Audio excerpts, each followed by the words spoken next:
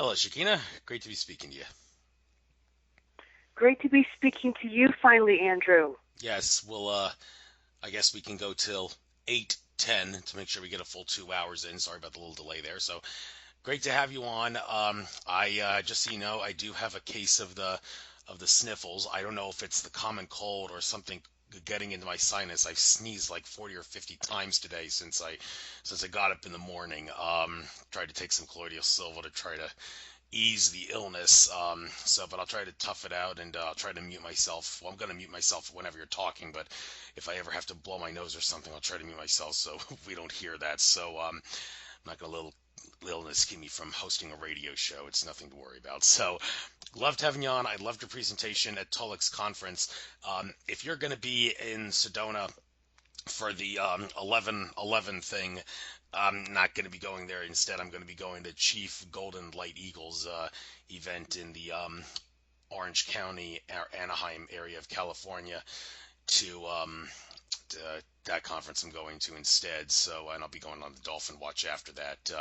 I don't know. It seems like want to use a little variety, go to other conferences, and Tolek doesn't hold any grudge against Chief Golden Light Eagle for potentially taking away some of his conference customers for that. I asked him, "Do you hold a grudge against the chief for that?" And he said, "No, it's a big world. Everybody's free to hold their conferences on during the same time periods, and people are free to go to whichever one they want to." Good luck with that. And when I had what's her name, Suzanne Ross on earlier. She was also going to be doing that conference in December, I think it is, but I'm not going to be able to get to that either. Wish you guys the best of luck if you're going to be there with that. So, with that being said, I do have both your websites here, Language of the Light Stargate portal, and also ShekinaSpeaks.com. I guess I'll use them as a guide throughout the show to give me subjects and topics to discuss. By the way, I tried to send you a friend request on Facebook, and it said you can't accept new friend requests, but I'm now following you, but that's kind of strange because you only have like 500 or so friends. I thought the limit would be like 4,000 before you can't accept friends anymore, so I don't know what could have potentially caused that, but John, I just thought I'd get that out.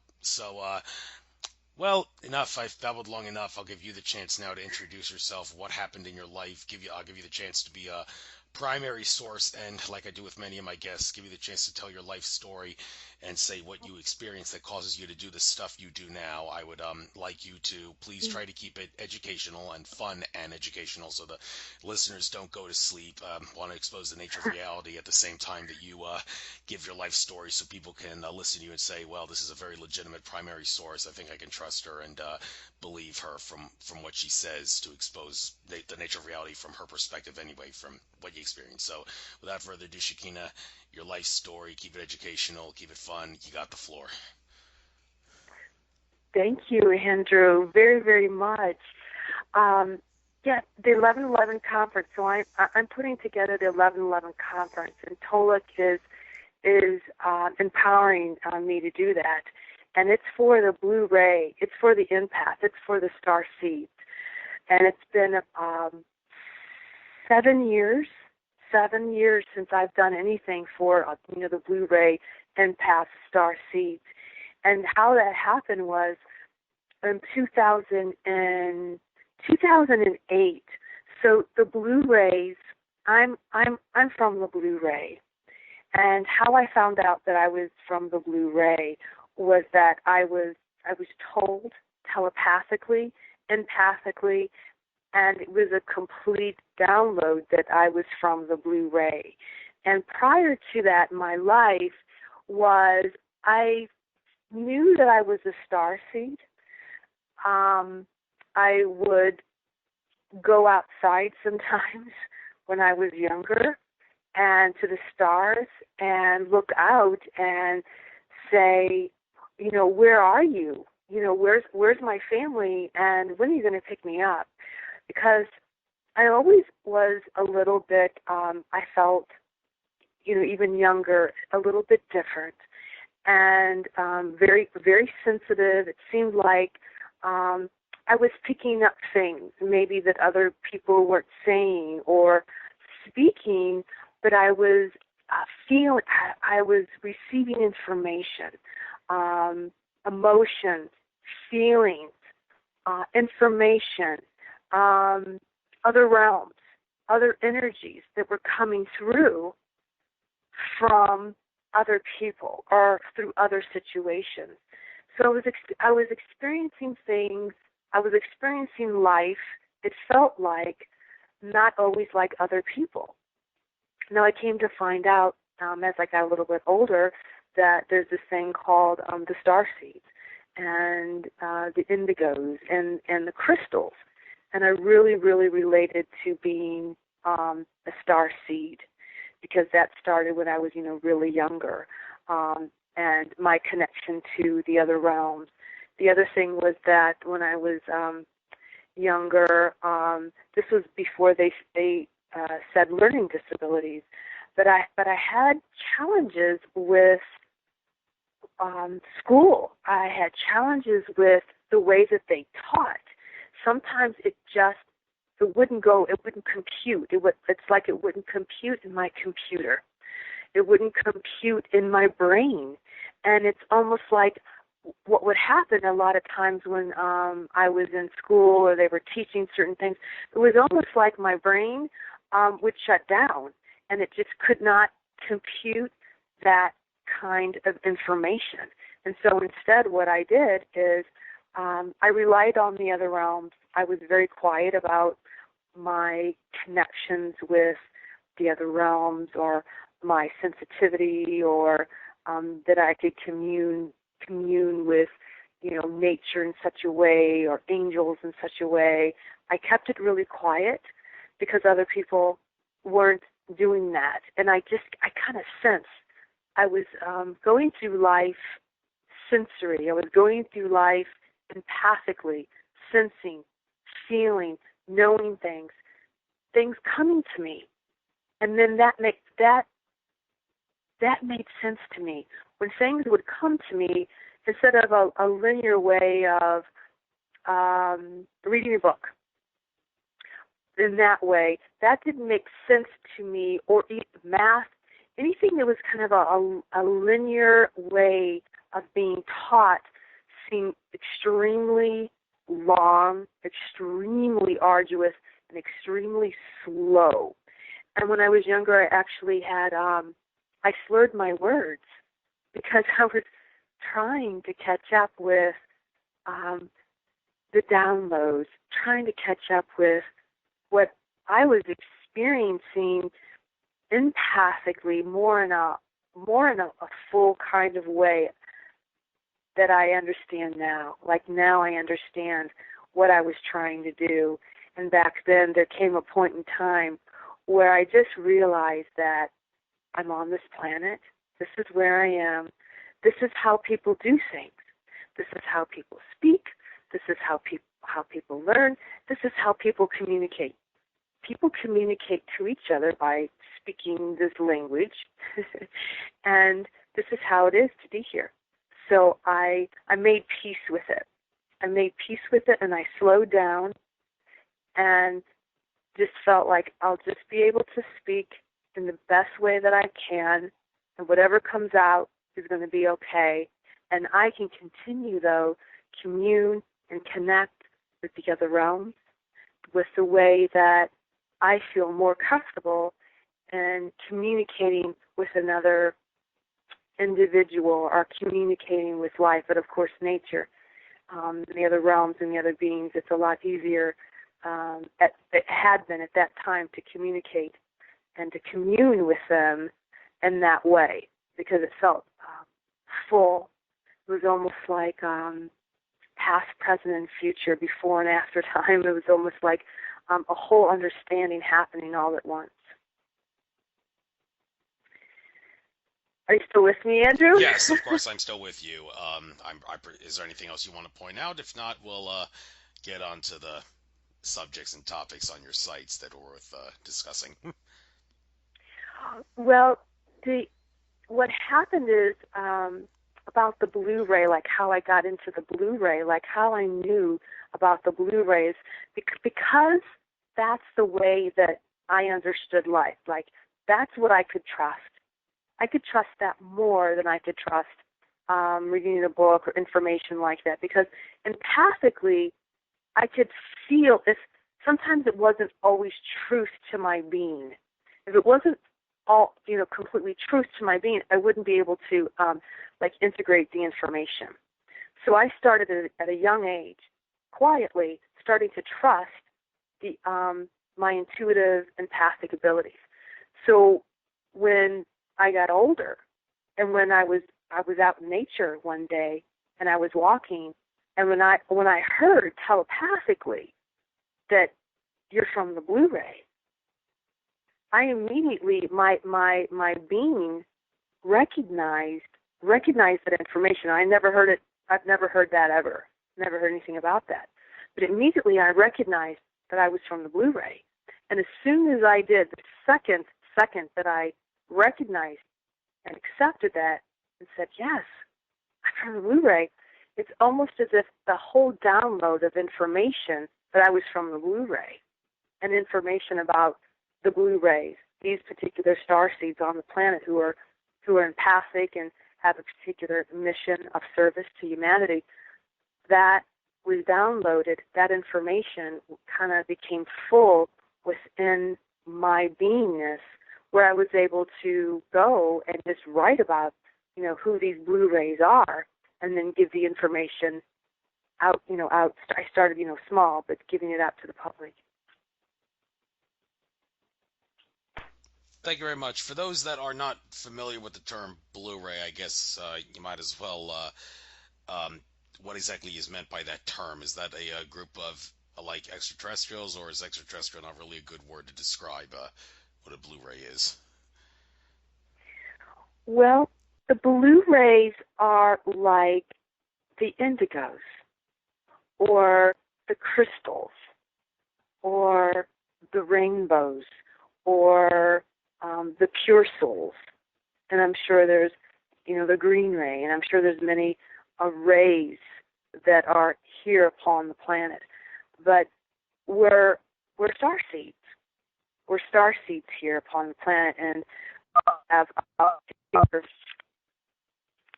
mission, as all beings on the planet do. We have a particular mission. We have particular traits, particular connections, sensitivities, reactions, and connections, so that we can fulfill our mission and our destiny. And our mission is, as star seeds upon the planet, is to assist humanity to ascend, and ascending to raise our consciousness to more of our divine original blueprint, or more of our pure state. The blue rays come from different lineages, and a lot of them have a very variable lineages, but the blue ray helps to intercede in those lineages. It's like one of the rays from creation. Blue rays many blue rays feel very connected to the Pleiades. Many blue rays connect to the Sirians. They connect to Venus, Lyra, Andromeda, Arcturian.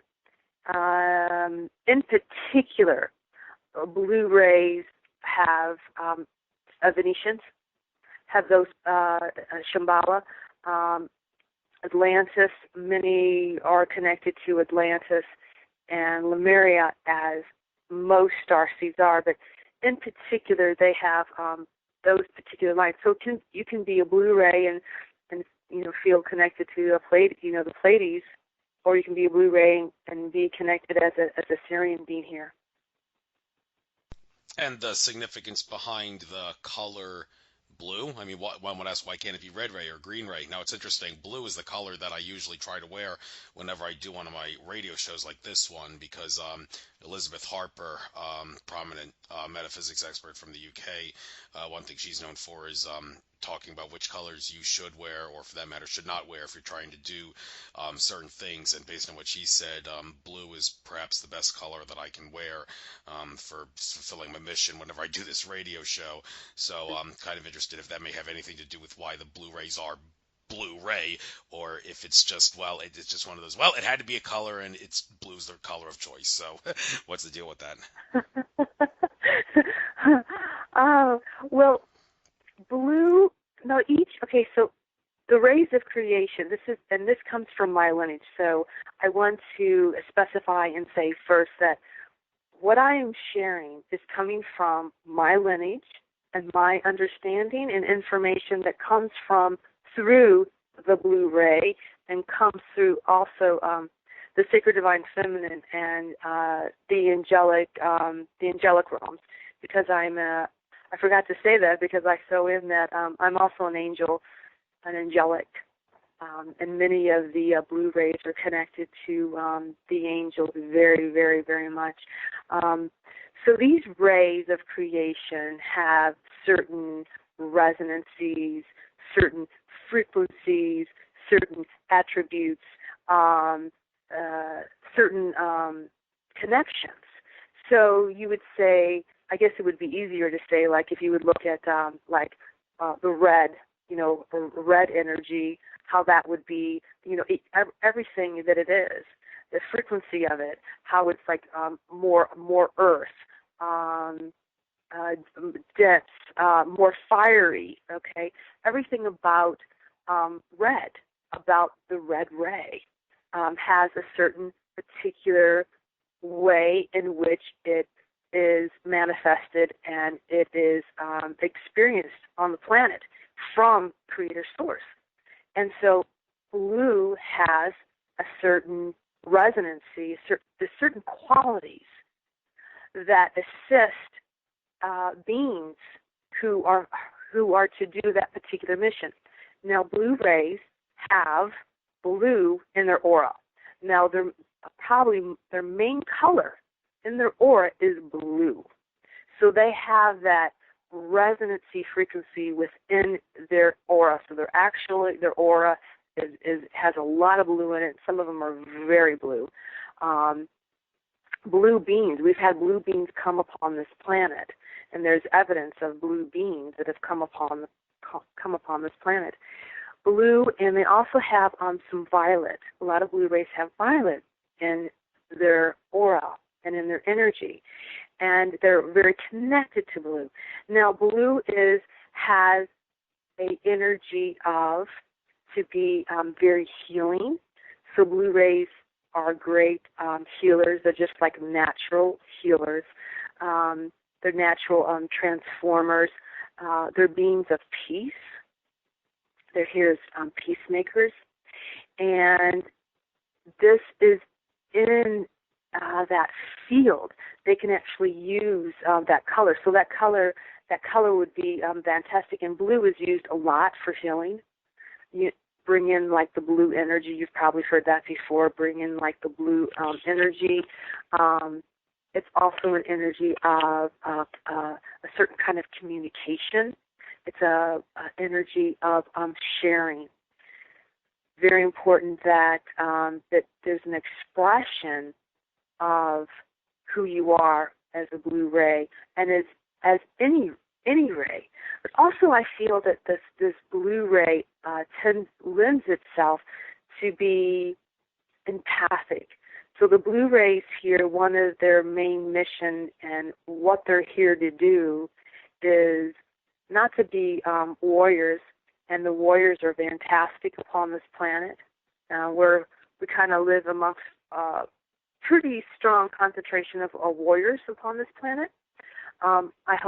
I wish that the warriors would, most of them would be a warrior more for peace or for light or for love. The blue ray, so that's a different type of energy, like warrior energy, to have maybe that red chakra root energy. Okay, the blue rays are very empathic, very sensitive, so that they can be more sensitive and empathic to nature in general, and so that nature and the lead lines of the earth can be reestablished, and so that in the divine original blueprint, that empathic, sensitive nature can have a stronger resonancy within humanity and within the planet, and then so that we can connect. So that can we have a greater connection with our world, each other, life, what we do upon the planet, so that we cannot just go around and do things to others, say things, chop down trees, pollute our environment, anything like that. So we just can't just do it and not have any feelings about it, so that we can have a connection, that we can feel that, so that we don't even do that. Because that's really important. So we need to have those connections. We need to know that we're connected to the food that we eat, that what we do to our food has everything to do with what comes back to us and what comes back to our earth. So we're one of the ones that are helping to restore that within the divine original blueprint, that sensitive empathic nature.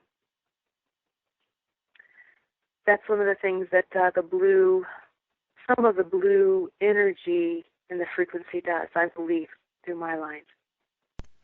Thank you. And you mentioned you also have angel qualities about yourself. So I'd like to, well, I'm assuming that means that you have a pretty good understanding of what an angel is and what an angel is not. The word angel, if you translate it, you find it has a connection to the word messenger. So that means, okay, Shekina, you're a messenger. Well, there's more to that. Some people have had a lot of confusion over whether or not angels are of a light quality or a flesh and blood quality. Eric von Daniken, ancient astronaut theorist, has kind of confused this. One comical question that he's been known for asking a couple times on Ancient Aliens is, how can angels have sex? And he says that that Enoch, Noah's great grandfather, and also connected to the archangel Metatron, Enoch, he explains that the angels, well, they were not all like light bodies. They do have some flesh and blood qualities to them. So, okay, are angels, can they be flesh and blood and light? Or is perhaps Eric von Daniken kind of misunderstanding exactly what this is all about? So, what is an angel and what is an angel not? Could you please clarify this?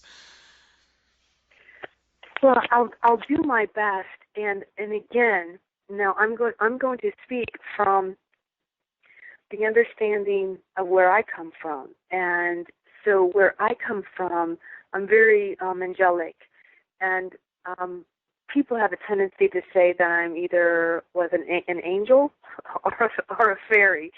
Now, there's a difference between. Okay, there's a few things. So there's a difference between. So we've been kind of taught on this planet. This is what I've seen here, is that a certain way that angels are, that angels can't be human, that angels only have the ones like in the Renaissance with the wings, that those are angels, and that's what angels are. There is an angelic realm. There's angelic realm, angelic dimensions that some of us are not don't understand. It's like sometimes angels don't exactly have wings even like that, although they're depicted to having wings, because that is and halos, because I'm sensing that is the best way that you can describe a light being. Now, although some angels really do, some of the archangels, so there's archangel realm, there's archangel hierarchy, there's archangel communities. There's a wide range of the angelic energies. There are angels that do have wings, I believe, because I've seen them, and they have wings. There are angelic beings, there are angelic realms, and there's different orders of angels. There's different kinds of angels, too, that do different things upon the planet. And do I feel so. I'm a part of an angelic realm that may not. We're more like light.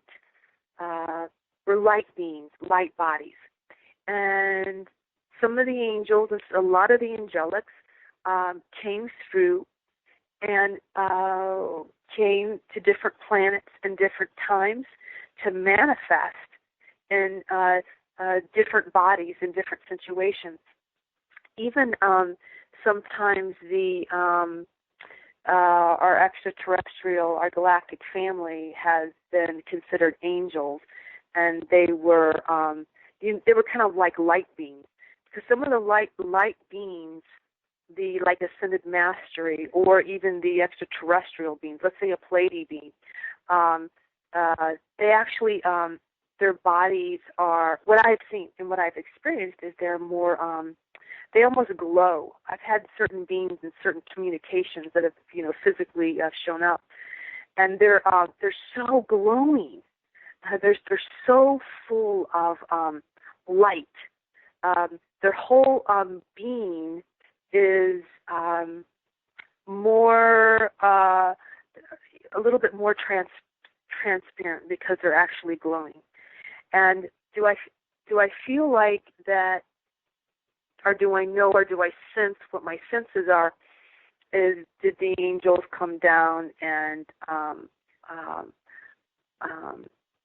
make love? I like to say that. Do they make love with the humans? I think so. I feel that we have. I think our bloodline, our DNA line, is really varied. It's very, very varied in a lot of like we're intergalactic, interplanetary, and we're also angelic. Now, some bloodlines carry, I think, a stronger resonance to certain lines that go way, way, way, way back, and you can have like a vibration, resonancy of that, and the more that you tune into that and experience that, the more that you almost like become that energy. I don't know. Did I answer your question? I think you did a very, very good job. Pretty as best as you possibly could. Yeah, I'm very impressed with that. Getting back to the whole thing about colors and what color is good to wear for certain things. Blue is a good color for radio show hosts like me, I found, based on what Elizabeth Harper says. I can't help but notice that you seem to have a fascination with the color pink. That's divine feminine-esque, and it seems like pink would be the, scientific studies have shown, like it or not, gentlemen seem to prefer blondes when it comes to hair color on a woman. I mean, some people say gentlemen prefer blondes, but only true gentlemen marry and date brunettes. But okay, I'm digressing here. But pink seems to be the color of choice for men, that when it comes to the colors they like to see on women. So I don't know if that has anything to do with why you choose to wear the color pink or not, but I'm guessing it must have something to do with divine feminine. Am I right? Yes. All of this, these things that I do or that I wear, and it's true, I usually only wear blue. Now, I have blue on now. I have to have blue. I usually always have to wear blue because of the frequency. I'm either wearing blue or I'm wearing pink, rose, fuchsia, some form of pink, and maybe I throw in some purple there because I just feel such a connection with it. And the reason why the rose is that a while back ago, there's a few reasons. I mean, it's like a signature, also a part of my essence. Some years ago, I've had 3 near-death experiences, and that's the reason why that I sing in the language of light, and we can talk about that later. But after I had my first near-death experience, I changed my name. And I also went through major intensity and major purification for some time. And after I did that, it was like I was purifying myself, it seemed. I came to know so that I could be more of a connection of that rose energy, of that sacred divine feminine energy. And because I had a second name, when I came back from the light and back, I changed my name to Shekina because of Shekinah, because Shekinah had come to me, and I just felt very like I couldn't even be my old name anymore. I had shifted so much, so I became Shekina, and I knew that I had another name, but it wasn't given to me yet because I had to go through an initiation. I had to go through a purification so that I could get to that residency. So that did happen to me. I went through massive, intensive purification, and then the rose started to come to me, and the rose started to come to me through ways of spirit telling me to connect with the rose, to make the rose ray water. And then when I came to Arizona in 2012, on Christmas Eve, I was meditating. I was meditating with one of my girlfriends, and we wanted to meditate on the Christ energy. So we sat down to meditate on the Christ energy on Christmas Eve, and we were going to go to a party afterwards, Christmas Eve party. But we thought this will be great because we'll get both things in. We'll get in meditation for Christmas Eve, and then we'll get in, socializing and with other people in the party. So we sat down to meditate on the Christ energies, and Mother Mary showed up, and we couldn't even actually speak for probably a couple hours, and we had no idea that Mother Mary was going to show up. Mother Mary showed up, and it was extremely, massively amazing and powerful and heart awakening. And Mother Mary came for 3 months. She came 3 times a week. Every time that we would come and sit down to our meditation and prepare for her, she would come, and she brought this rose ray, this incredible ray of creation that was just luscious and gorgeous and beautiful. And I would go down to the cathedral where I lived, and I would take the rosary water and put it in the earth, and I would say prayers. And I would just say prayers for humanity, to prepare humanity for the hearts to receive this rose ray. And then one day, Mother Mary said, why don't you take pictures of where you've prayed with the rose and the rose water, because this will be my transmission. And so that's why I took pictures. And when I took pictures, there was this amazing sphere of fuchsia. Now, yes, it could be a flare, some kind of flare. If you look at it, it's like, I think the light was working with the solar flare, because it just totally filled up the whole area with this rose, and it came up from the earth, and then all around it was the violet, and then there was the rays coming down. And that was really, really, really significant. It's like that really awakened when Mother Mary came, and she came with the rose ray. That really, really anchored that ray of creation, that heart, supreme divine love, and the transformational fire. So very much within every cell of my body. Extraordinarily beautiful. So I had a beautiful connection with Mother Mary, and she helps to bring that heart, that love, that rose, and for the blue rays, for all of us, because we really got to do our missions through the heart. The heart is so important and so imperative that we bring back this love of light to humanity. I mean, this is what we're doing here as well. We're getting humanity to what it is. And to get humanity to what it is, it's about this love and this kindness, restoring the love and restoring the kindness to humanity, to humanity's blueprint, and to be able to be courageous. That's, I think, another form of extreme courage, is to be love and to be kindness. That's huge. That's huge. That's huge courage. So that's also part of my mission, and part of my connections here, and I also wear that beautiful color. I don't have any pink shirts in my wardrobe. I think I better get one.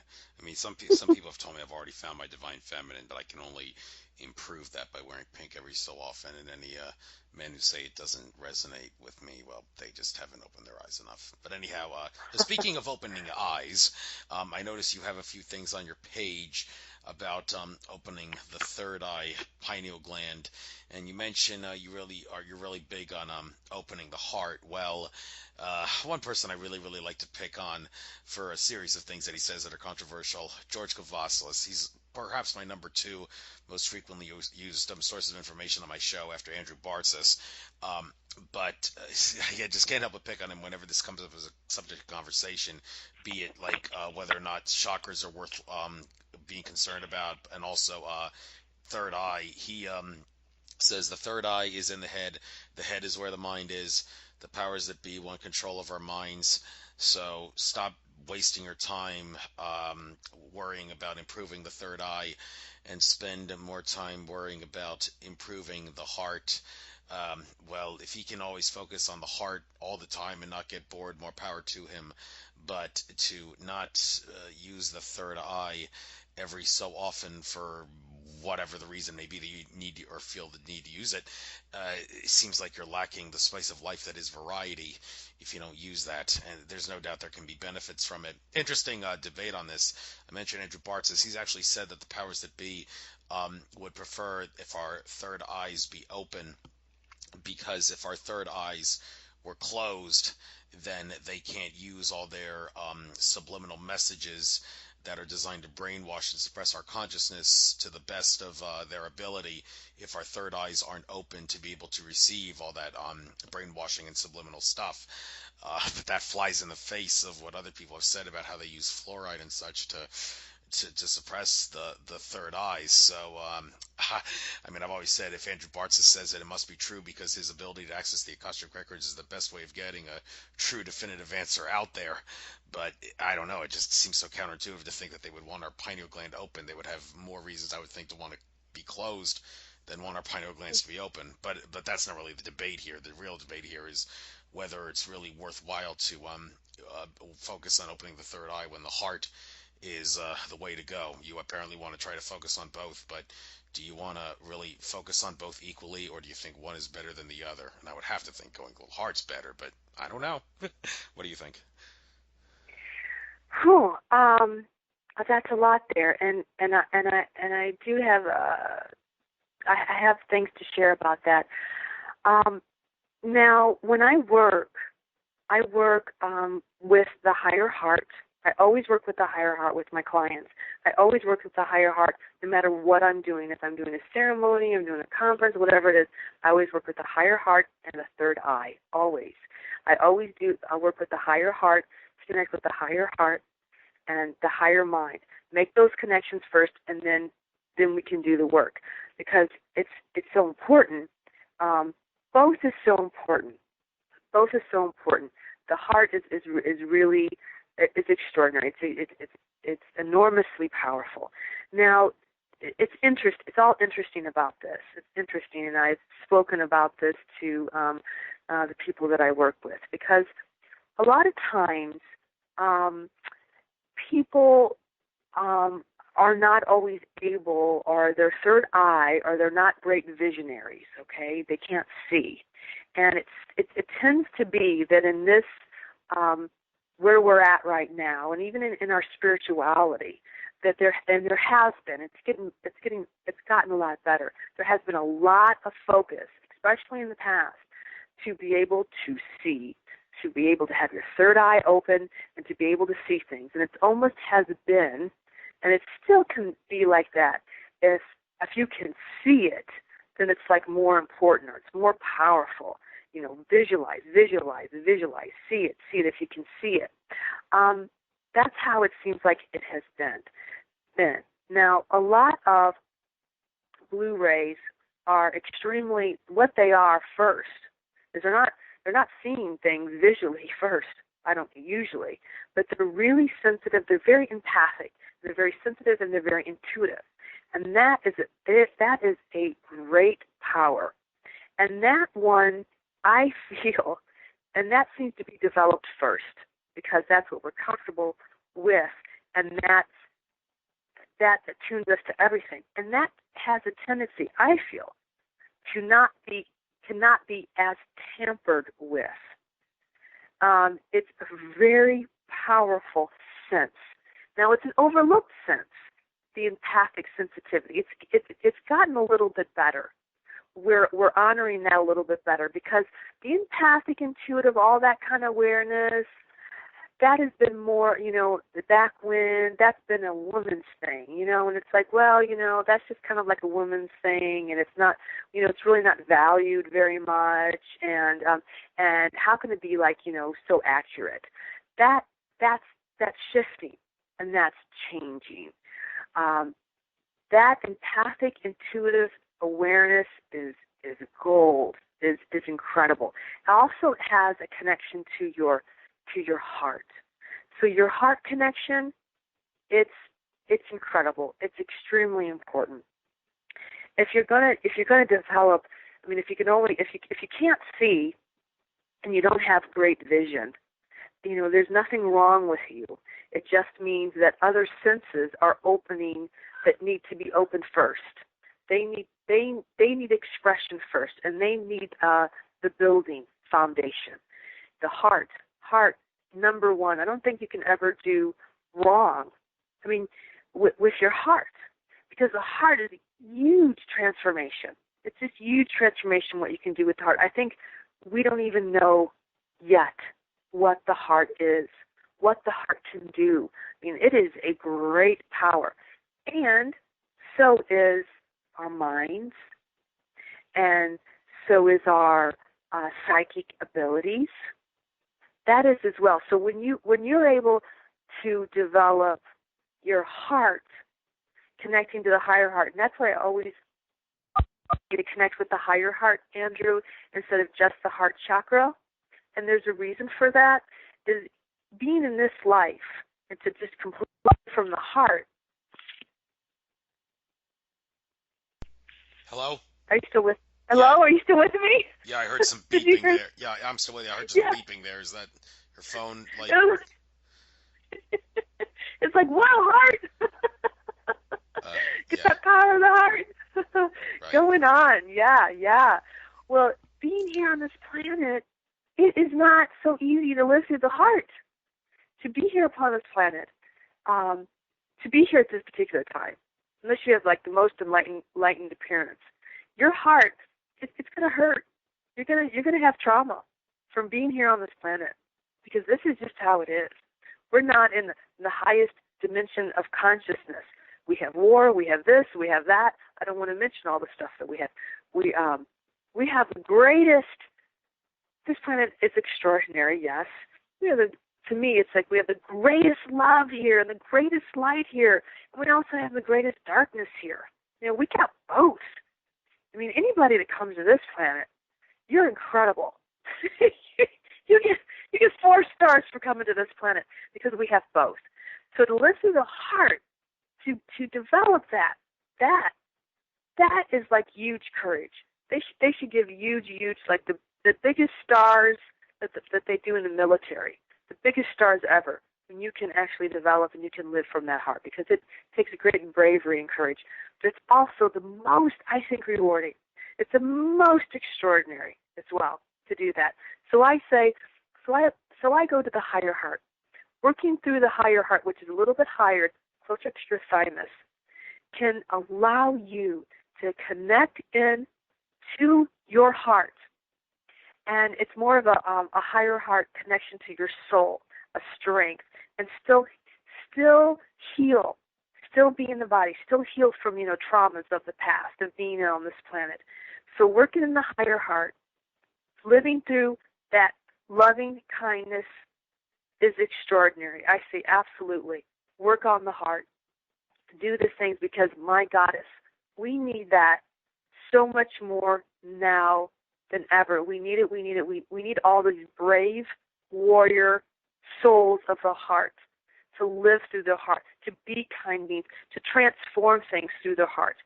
Now, when you have the third eye as well, when you have the pituitary and the pineal gland working as well, that's amazing. Then you're able to see through the heart, to live and to actually experience these experiences, these visions, this telepathy through the heart.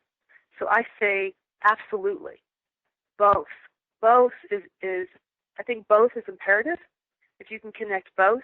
But I think if you just work in the mental, if you work just in the mental and you're up there, then you're going to be your whole being is going to be a little off. Even the structure of who you are, everything that you are, is going to be a little bit one-sided. And there's this whole other side, this whole other aspect that you're missing. I think both connecting the higher heart and connecting with your pituitary, your pineal, and doing those things as well. This is going to be a very powerful being, a truly powerful, wise, divine being. That's what I would say. Oh yes, I think nobody can disagree with you, but people can agree to disagree on the best possible ways to do it and which variety is the best. But anyhow, I'd like to talk about other things because you've got plenty of subjects here worth talking about. You seem to be very interested in the 528 hertz solfeggio frequency. It's interesting how if each solfeggio frequency of the 7 main solfeggio frequencies were to be thought of as representing the chakra, the 528 hertz one, that would be the solar plexus if you're going from low to high, with 396 being the root, and then I think it's 963 is the top one. That would be crown. And if you do the other ones, 528 hertz would be the solar plexus. Now, with that being said, that makes people wonder, okay, how does that tie in with how 528 hertz is the solfeggio frequency that you would listen to during meditations if you want to activate the codons in your DNA. And the solar plexus, it's interesting. One would ask, well, why would you want to concentrate on a solfeggio frequency that's solar plexus based? Now, don't get me wrong, the solar plexus has great qualities, but people have said that one of the reasons our consciousness has gotten suppressed since the fall of Atlantis was because Atlantis, which to a great extent was heart-based, when the fall of Atlantis happened, and this isn't me talking, this is David Icke talking in his book, The Perception Deception. He said that in that book that Atlantis fell, we moved from a heart-based society into a solar plexus-based society, where it's all like me, me, me. It's all about me. You point to yourself when you say it's about me, and you're pointing to your gut area, your solar plexus area. That's kind of what he's trying to hint there. But I mean, you're suggesting it says here the tab 528 hertz concert of souls. Well, what exactly is that? So, what is it about 528 hertz that you find so fascinating, and all this other stuff that I've said, which seems to downplay the credibility of 528 hertz? Am I looking at it the wrong way, perhaps? Well, what have you got to say about this? Okay, so I'll share with you. So the 528 hertz is what I have come to know, and Dr. Horwitz brought that into being. I think he brought that back, the ancient Suffigio scale. He brought that back and wrote a book about it and rediscovered it. I think there was another doctor that discovered it, and then he crossed over, and then he picked up his work, and then he wrote a book about it. So there's a scale for the 6 pure tonal notes of creation, and 528 happens to be one of them, and I believe 528 is love, miracles, and transformation.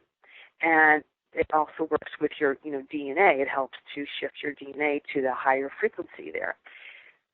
Now, how I kind of came to connect to the 528 hertz is that before I had my near-death experience, I would never, I'm not a singer. I don't know how to sing, or I don't know how to do any of that. But when I went to the light and back in 2007, I got attuned to this harmonic, these frequencies. There was a lot that happened when, in a short amount of time, I think it's beyond time and space. But what I say is I went to the light and back. That's what I say in near-death experiences is, because that's what happened to me. I went to the light, and I experienced a lot of things there at the light, and the light communicated with me. But I also experienced resonancy, frequency of that space. And I was going to cross over and go to the light. And the only reason that I came back to this planet was to sing in the language of light. It was like there was a moment in time.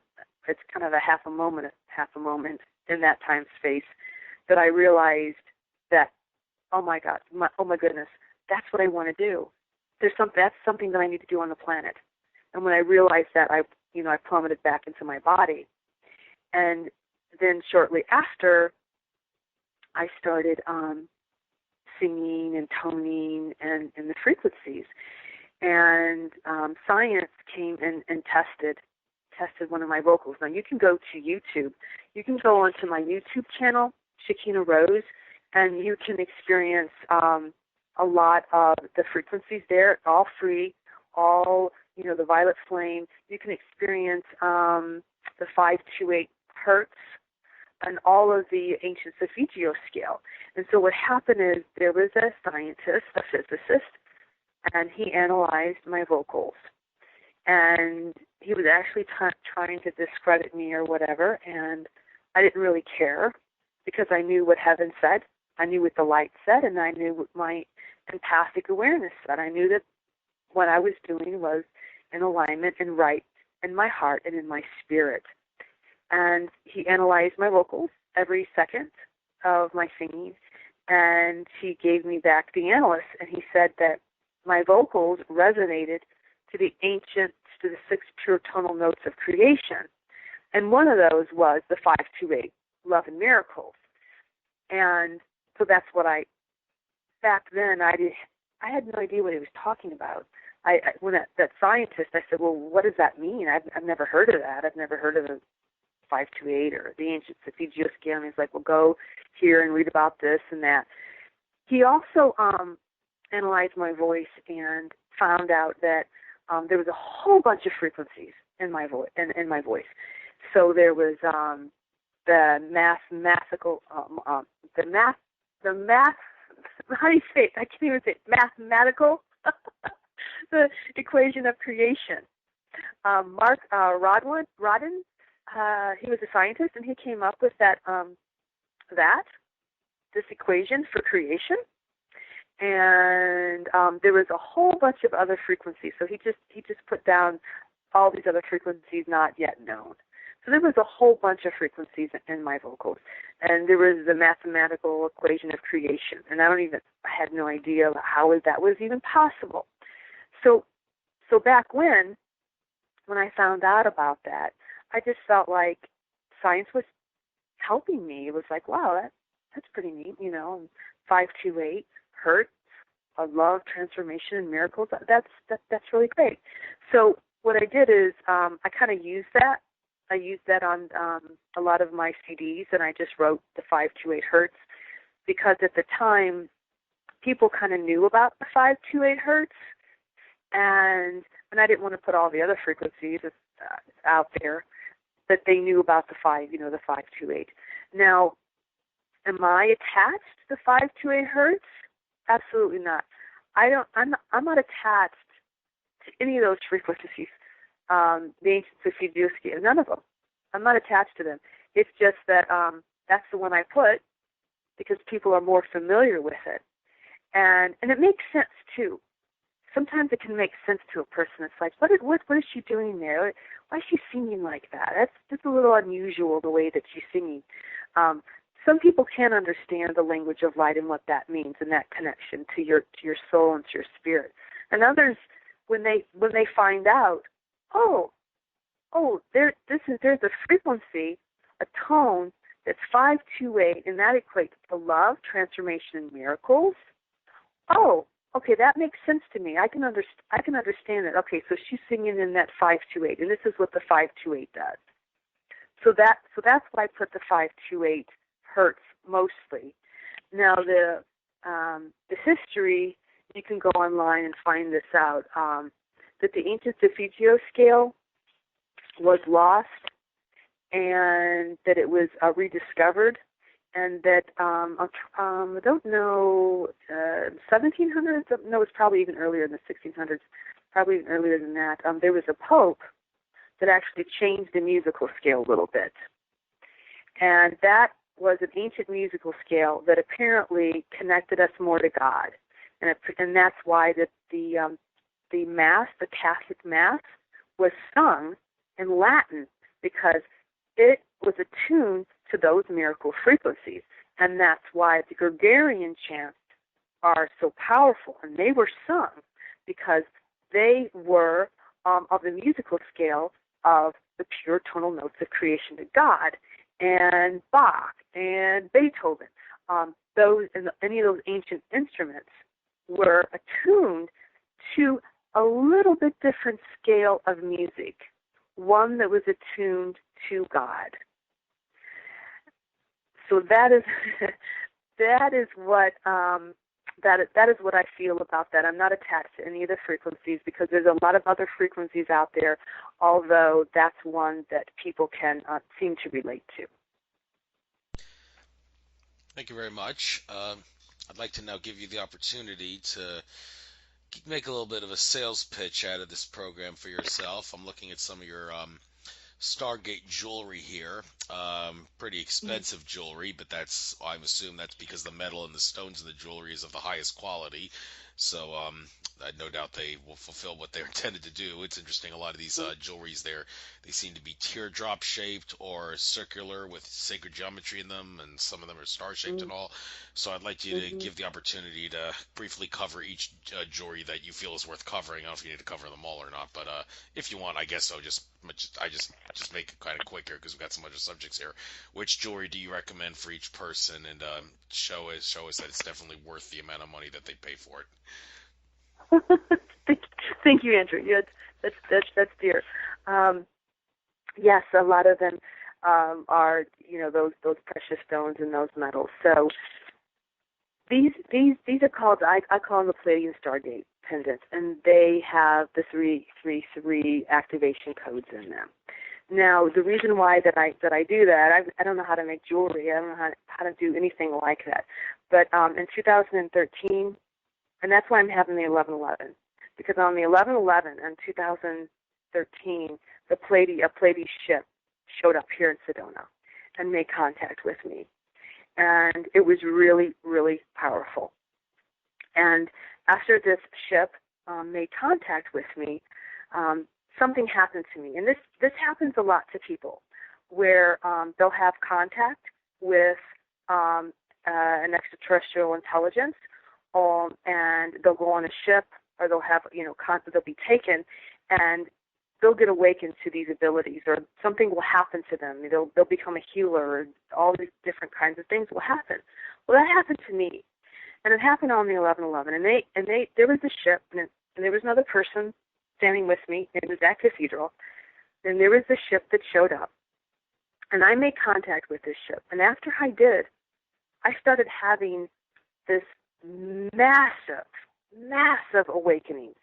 I mean, it was like the higher realms literally just opened their door, and there were these blueprints, and they were like coming in, like constantly, and I could see them. I could see these blueprints, and they were as clear as day, and they were constant. They were like one after the next, after the next, after the next. There were these blueprints. And they were blueprints. They were blueprints of what I was feeling intuitively and empathically. They were blueprints for City of Lights. They were blueprints for, star generators. They were blueprints of energy. They were blueprints of this, of ships, of all kinds of things you could imagine. And they were all to serve and benefit humanity. So that was happening, and it was really, really intense for me. It was very, very intense for me. My whole being. It was intense for my body, and that's where I had two more near-death experiences, because I got a little sick too, because it was so much for me to deal with, and it did not slow down until I started creating technologies. So I started creating these technologies. Now what you see here is, years later of the technologies. But I first started making them with copper. I made the Metatron disc. I made the time travel disc, the Seraphim DNA recalibrator. I started making all of these kind of very ornate devices out of copper with crystals. They were generators. They were star generators, and I made them. And once I started making them, then the energy started to slow down where I could handle it just a little bit better. And eventually, so the codes came in. I did go in, and this is when I was really heavily working with the Pleiades and the light ship. And I literally went into one of the light portals, and I have pictures of that. I sent that to you. I went into one of the light portals that actually comes out from the central sun. You can actually see it. Have no idea how it was possible that I could get on my little digital camera those pictures. I put my digital camera on the ground, and I got all of those pictures. Anyhow, I went into the portal because I felt that that's what I was supposed to do, and I got some codes, and I wrote them down. They had to lay on the planet for probably a couple of years. And eventually I was able to start to create more pendants, Stargates, activators that had the codes in them, and that also that people could actually connect with. So each of the lines that come through, I call them the Pleiadian Stargate pendants. And again, I have no idea how to make jewelry. I'm clueless about it, although I am able to make these. And normally what will happen is I'll have a group will come to me. I'll have the Pleiades came, and I created things and worked with them for a couple of years. Then I had another group come to me last year, physically show up. I call them the Shimbalas.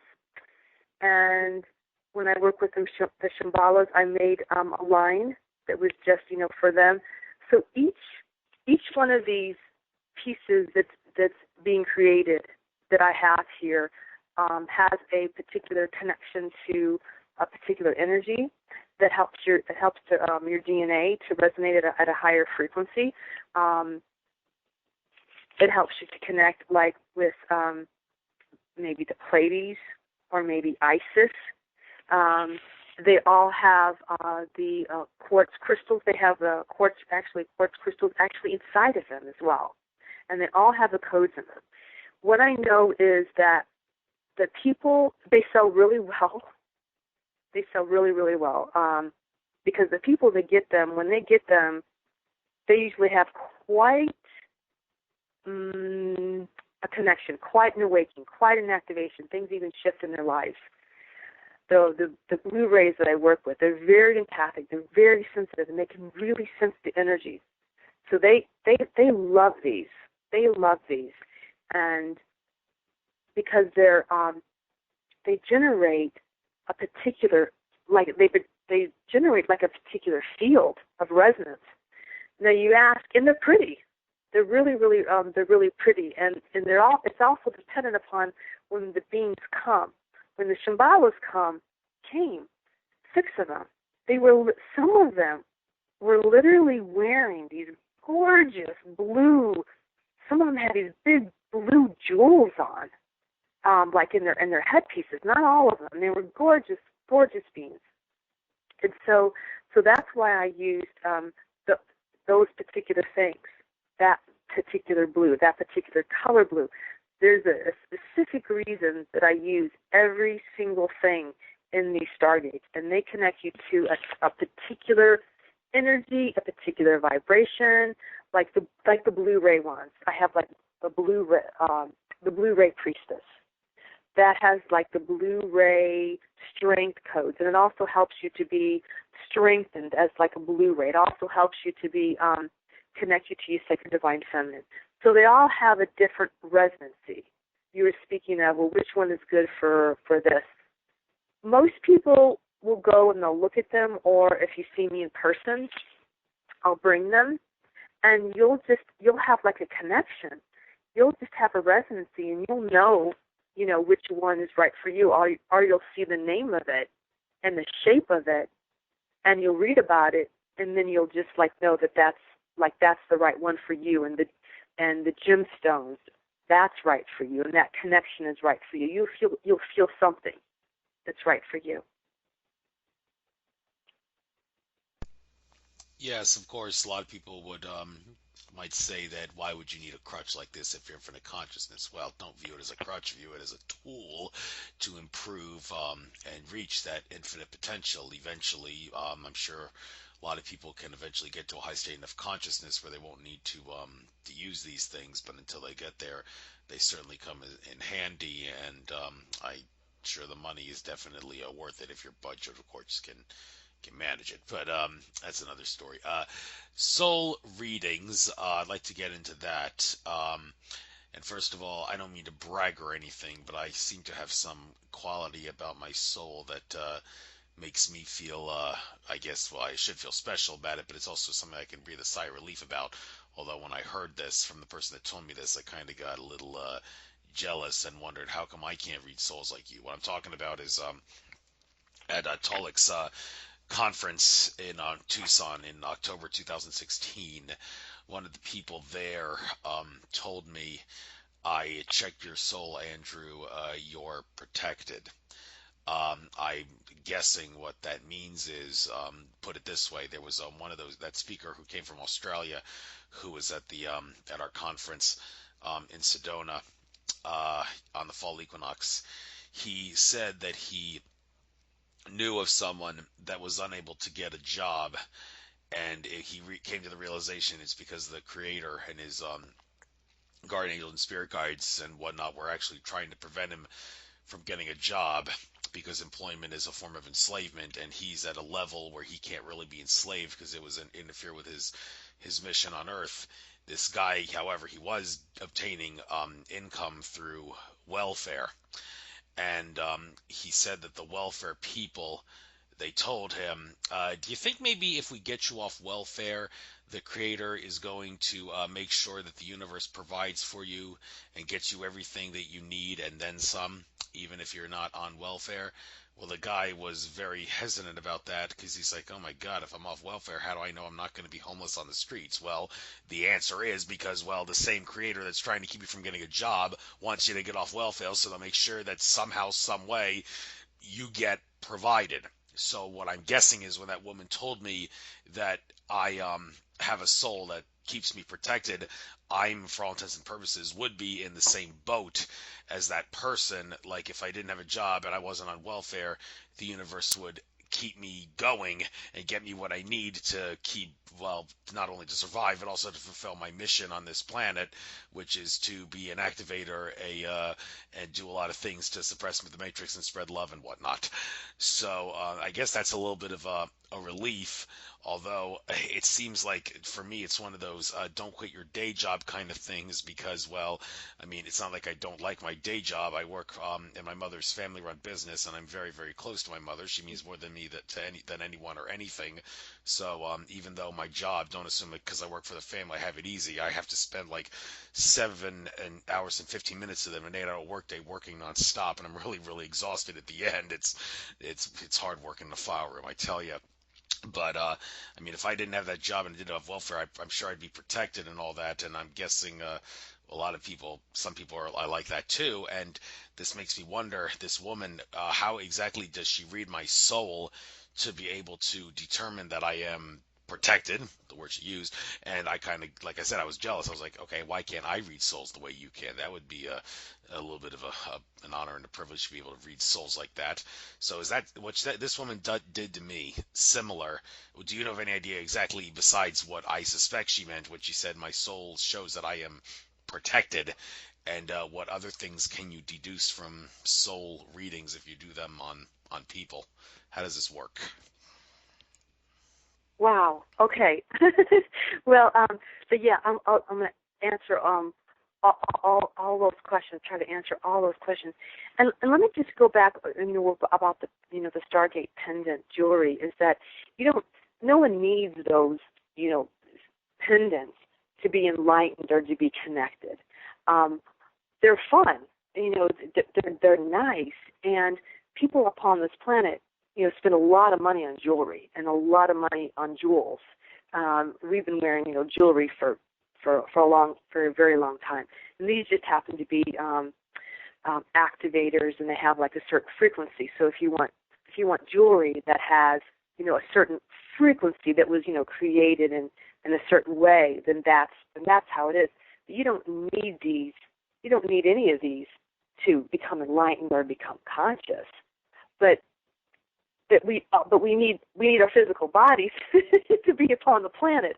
There's just physical things upon this planet that they can be a joy, and they can be a use, and that's how it is. But I just wanted to make sure that you do not need these, although they can be really pretty and very enjoyable if you want to have, that kind of, jewelry and that connection. And a lot of people love them very much. I love them because they're pretty, and it's part of my nature as well. My nature is very sparkly, and because that's just who I am. It's just part of, like, my true nature. So I just wanted to kind of share that, with you. Soul readings. Okay. So you said, why can't you do soul readings? And why can other people do soul readings? And also share about, what I do with, my soul readings. I feel like, we're all of us are on, we all have unique gifts, talents, purposes, inclinations, inspiration, unique abilities. And I feel that that's just included. Some people can do soul readings, and some people are really great at healers. Some people can really be like these amazing healers.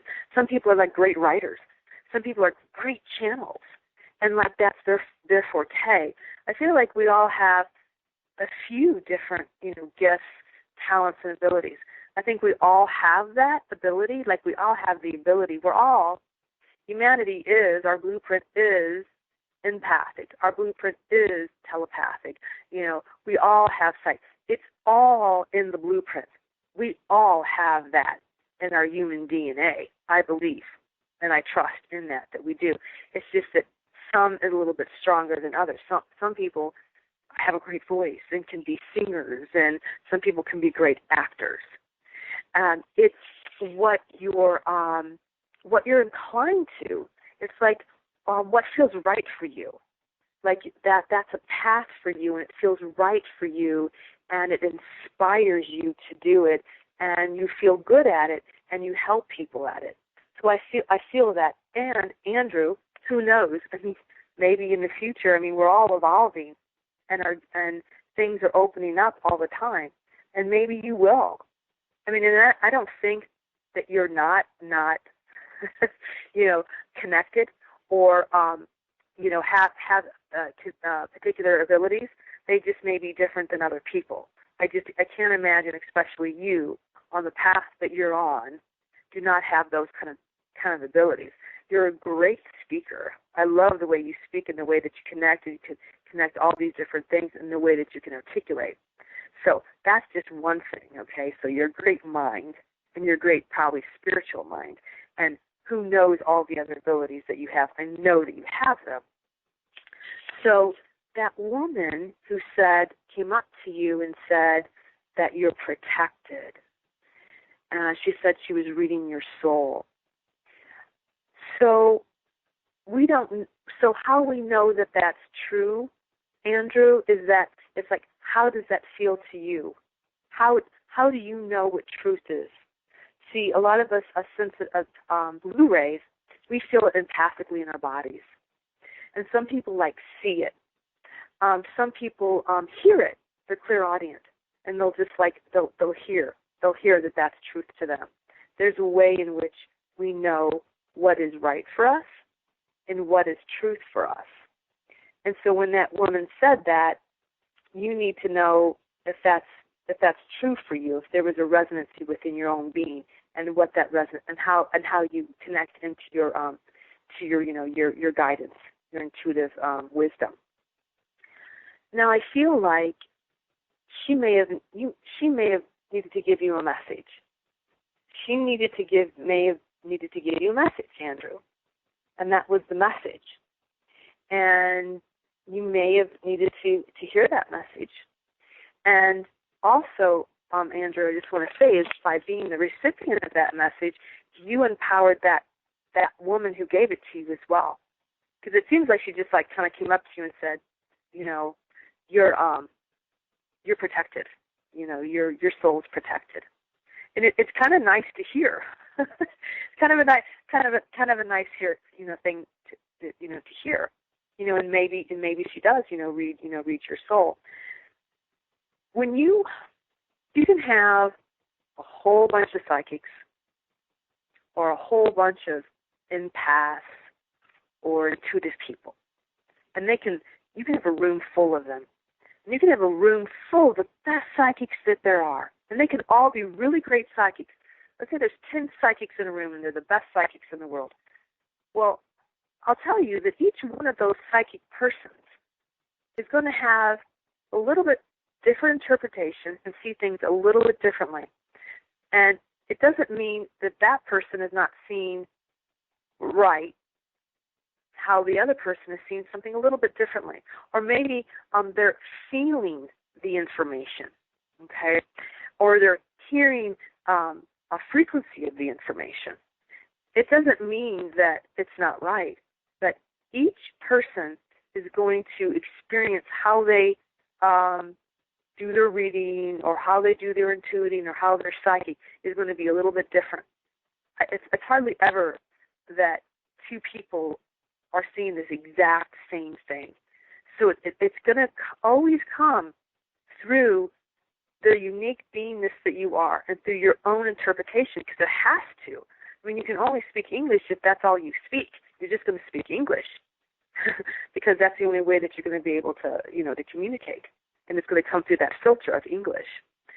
So I want to say that because when you say soul reading too, it's going to be different. This person is going to soul read different than this person over here.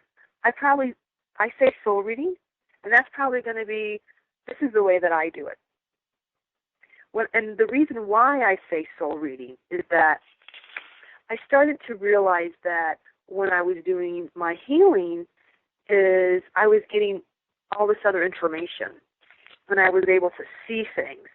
And I say soul reading because it wasn't like when you go in for a psychic reading. When you go in for a psychic, I'm sure Andrew, you've gone to a psychic and had a psychic reading. Yes, I have. Okay, so psychic reading kind of tells you a little bit more about this plane, really what's going on here, your relationships and your job, all that kind of stuff. It's kind of really in this realm. That's what I feel like a psychic reading is, okay? And they'll tell you probably other things as well. The soul reading is where I'm connecting more of what's the reason that you came in here to be? Where you come from? What's your soul's gifts? What's your soul's purpose? What is your soul wishing to express here upon this planet? I ask that. It's what does your soul wish to express upon the planet? What's your gift? What's your talent? What's your abilities? Okay, and then I'll get into more of the other energy. Then a lot of the other energy will come in of a little bit of how that's going to manifest. Because you may come here to serve in a certain way and have certain abilities. You may be a healer. Let's say you're a healer. That you're a healer, but how it's going to manifest in this world could be, could take, different avenues and different paths. And I even help you with that. So when I do a soul reading, what I do is a person will say they want a soul reading, and then the PayPal will come in. And what I'll do is I'll get their address, and I'll minus the zip code because I don't like zip codes, and I'll take their address and their name, and I'll put it on a piece of paper. No, that's their signature. Now through that, I'm gonna be able to tune into wherever they're at. I'm gonna be able to connect. So I just go up. I go into an archangel chamber. Like I set up like a whole thing. That's why I don't do Skype. I'm not, on camera because I like to be in an archangel chamber. I set up like a whole energy structure, spirit, and I don't want to be in front of the camera. I don't want to be connected to the internet. I just want to be in this chamber, this archangel chamber, because I work with the angels, and I'm very, that's very powerful for me. And once I'm in this chamber, and I make sure that we go in and I connect at the highest point where our souls meet God. So I go in to make a connection, and so there's not disturbances on the field. And when I do that, I connect in with the person. I can find that person, that signature person. Now, if that person has given me, permission, otherwise they would have got a soul reading. We set up the time. And I tell them, this is going to be your time, and then I give them suggestions on the session of how the session is going to be. So they can set up, if they want to have a really good session, then this is the best way to have a good session, okay? So I tune in to that person, that being, and I usually ask, usually it's their higher self soul will show up, or one of their guides will step in. And so they'll communicate with me. They'll be their intercede for me, and they'll tell me. They'll tell me they'll give me messages. So they give me messages first. First of all, I say, what is their soul? What do you want to speak to their soul? What's the message? And so I'll write down the message. Whatever message that their soul just wants to speak, and then I'll start asking questions for that, through that soul, through that higher self, or through that guide of, what's their gifts here? What's their mission here? What's their purpose here? Where are they from? What origins are they from? And they'll tell me the different origins, and then I'll get into more specifics. And every once in a while, the person that I'm doing a reading for will have a question, but mostly they don't have questions, because what I like to do is I like to spend 15, 20 minutes prior to tune into the being without any interruption, just to tune into their frequency and to get the information, to get their signature vibration. Once I get that, I got it, to bring in the information. Then when I get the person on the phone, then I tell them in the information. I just tell them 25 minutes. I just tell them. I don't ask, yes, no. I just tell them the information. And then I'll ask them, are you doing okay? Because I'll give them a lot of information. And I'll ask if they're okay. And every once in a while, they'll have some questions for me. So that way, I'm just giving them the information, and I'm not, swayed by anything that they say. I just want to give them, the information from their soul. And that's usually how it goes. And then at the end, on a soul reading, I always do a connection. I always connect to the higher heart and to the third eye, and they'll bring in the frequency that is most connecting for them at the time, so that their spirit can connect, so that there can be more harmony within their field. And some song, some light transmission will come forth, and that's how I will end a soul reading. Well, since you, it's very interesting to say the least, and since you talk about how you have the ability to communicate with the higher self entities, higher level consciousness entities of people, perhaps you can help me make sense of a little incident that happened to me last week, right before the show it was. All right, great to be speaking to you again. I don't know who to blame for that, NSA, technical gremlins, or whatever. But I was saying, since you talked about having the ability to communicate with higher level consciousness entities and the higher self of people, I'd like to tell you about a little incident that happened to me this past Wednesday regarding someone who claimed to have spoken with higher level entities regarding some actions that I did, which I had every reason to believe was a good deed, but the person thought it was a bad deed, and it seemed so counterintuitive that higher level love-based entities would tell them that what I did was a bad deed, that, well, maybe someone like you who communicates with people with entities of a higher level consciousness can help me get a definitive answer to what I actually suspect here. Well, here's the deal. I was going to go to this place in Philadelphia called the Howl Center, Howl, like a howl of a wolf, which is basically a love and light spirituality based center with a lot of metaphysical stuff in it, where people go to do healings, meditations, and lots of things like that. And what I decided to do, I figured I was going to be going there on a regular basis. So I decided to contact my friend Daniel Teague of VegasStarHealings.com and ask him to scan the place, the Howl Center, for any negative energies that may be there. And I was gonna, if there were any, I was gonna pay Daniel Teague to do the clearing on the place.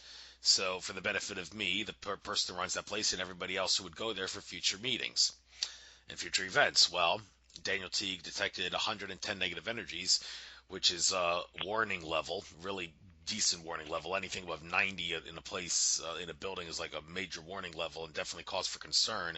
And in a spiritual place like that, it's definitely a cause for concern. So I paid him the fee, which was about $150, to clear out all the negative energies, and for a little icing on the cake, put protection on the place so those negative energies will not be able to return, and the negative energy will be cleared permanently.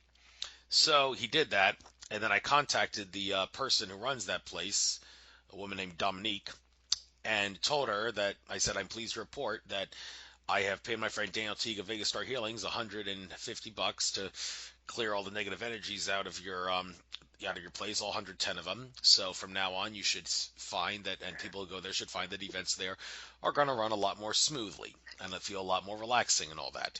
I hope this suits you well. And she also was planning to charge a fee of $10 to anyone who would go down to that event that night, which on that night it was actually going to be an event to channel and communicate with lost loved ones and friends who were on the other side who passed away. Well, that was the plan anyway. And I told her I'd be willing to pay the $10 fee that you're going to charge people, as well as the fee for any future events that I go to. But hey, I think it's reasonable for you to ask this, since I was willing to take a large chunk of money out of my pocket.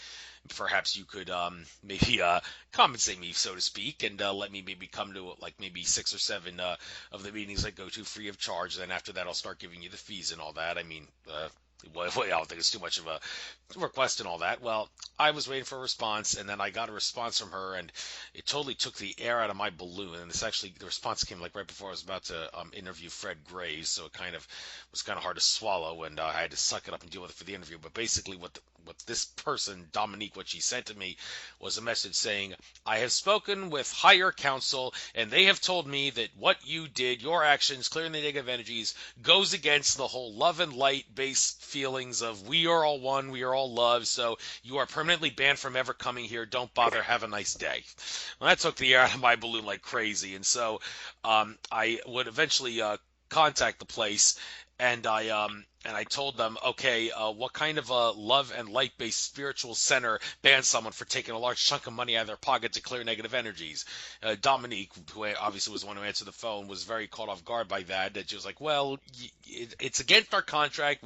We don't. I want you doing things like that, and I was like, well, that's really effed up for you to do that. So how about you apologize, and how about you rescind your ban? And next thing I knew, she hung up the phone on me. Well, I actually contacted Daniel Teague and said, could you do a scan on this Dominique person to see if maybe you can find out if a chakra scan of her would find out why she would do something so discriminatory and so flat out stupid like this? Because it made no sense that she would do this to me after the favor I did. And Daniel Teague found that she had all 7 of her chakras energetically blocked, and she had a parasitic entity that hijacked her aura, which is causing the chakras to be blocked, and has the ability to court other people whenever she holds spiritual events. So it's actually a good thing I didn't show up at that event, because if I did, I would probably have gotten courted, and these entities would siphon off my energy and all that, and probably a lot of people that have gone to past events had the same thing happen to them.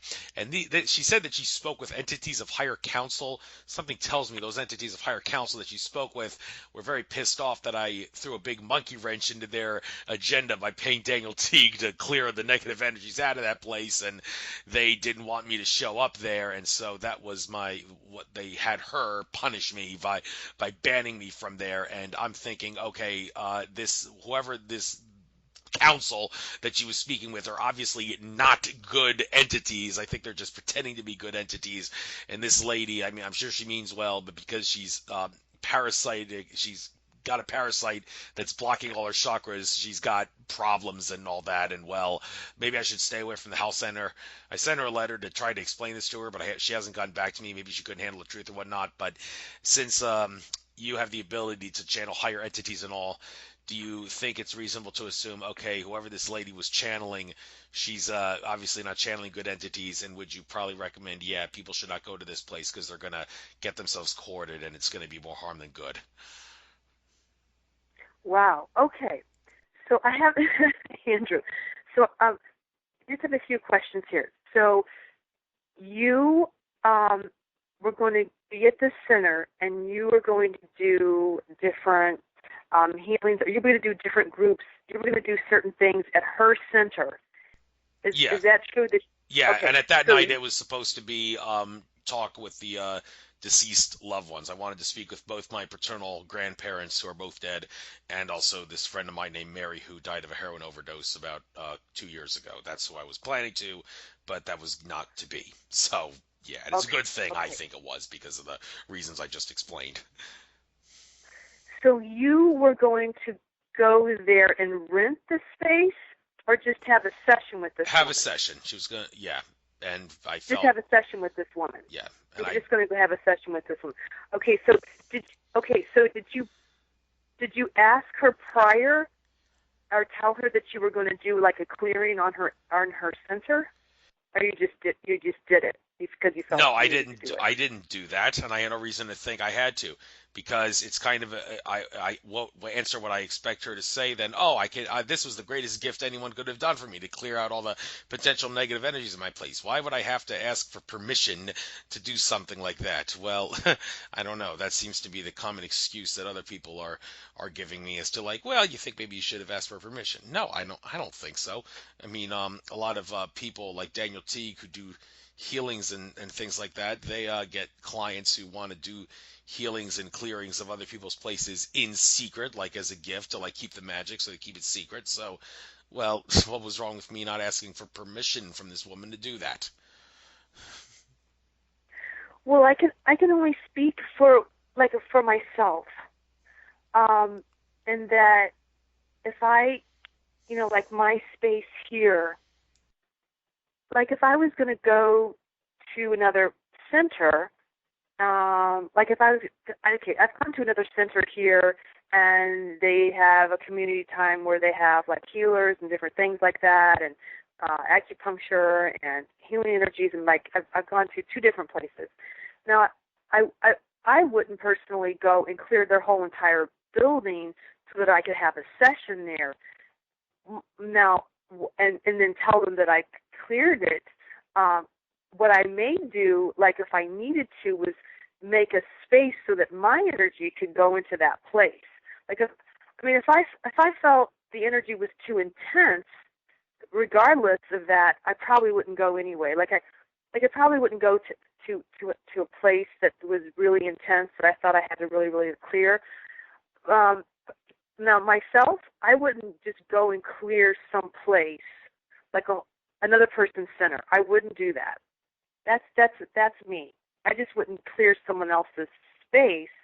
Now, if I was going to go there, if I was going to rent that space, if I was going to use that space, yes. Like I'll go in if I'm going to do like a conference or something like that.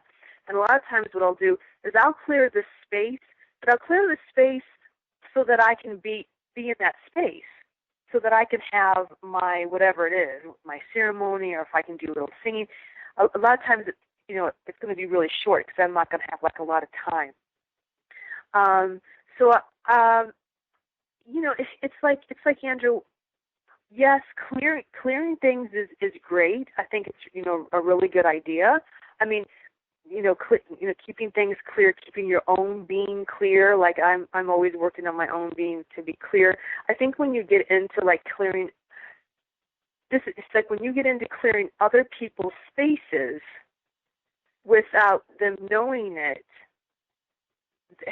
That's that, and then you tell them, and you tell them that there was all these maybe not good energies, it's kind of like a human response for that person to kind of say, well, this is my center, this is my energy, and this is what I do here, and well, this is what I'm going to say to you, Andrew. I mean, I don't think it's so off base of what that woman said, because what you're saying is that the energies weren't really great, and that you had to clear them just to go into her space. The thing is, Andrew, it could be true. It doesn't mean that it's not true. There could be if there are a lot of energy work in that venue, if there's a lot of, especially that kind of stuff, if you're working a lot with the other side, if you're working in mediumship especially, you're amping up the energy. This is what I've known and seen over the years, of 20 years or whatever. You're amplifying the energies for a lot of other souls to come in, because you're working with that. So what you did and what was seen probably was true. There probably was a lot of entities around there, because that place, center, or whatever's happening is working with the other side.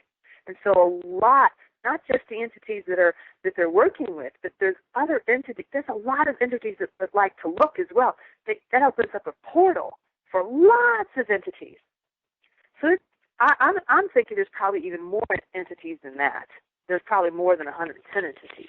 That's well, the term is negative energies, not negative entities. Negative energies. Energies. Yes, and well, yeah, that could be, but that could be so easily so when you're working with that. Yeah, but that could be so easily so.